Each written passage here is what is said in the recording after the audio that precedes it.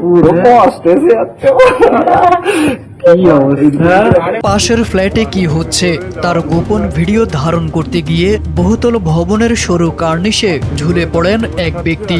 সামাজিক যোগাযোগ মাধ্যমে ভাইরাল হওয়া এই দৃশ্য দেখলে একদিকে যেমন গা শিউরে উঠবে, অন্যদিকে হাসিও পাবে।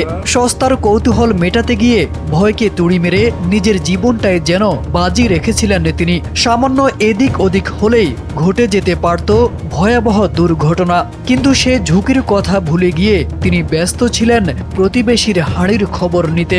ভিডিওতে দেখা যায় কোনো ধরনের নিরাপত্তা ব্যবস্থা ছাড়াই ভবনের বাইরের সরু কার্নিশে শুয়ে আছেন ওই ব্যক্তি।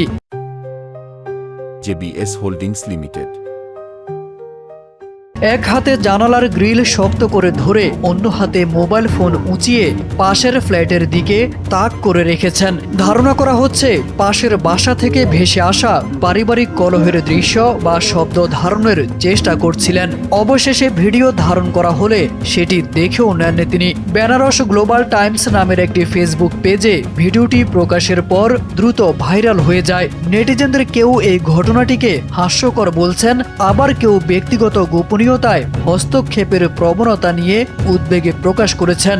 তবে সৌভাগ্যবশত এই ঘটনায় কোনো দুর্ঘটনা ঘটেনি। তবে অন্যের ব্যক্তিগত বিষয় জানার অতিরিক্ত কৌতূহল কতটা বিপজ্জনক হতে পারে সে প্রশ্নই নতুন করে সামনে এনেছে এই ঘটনা।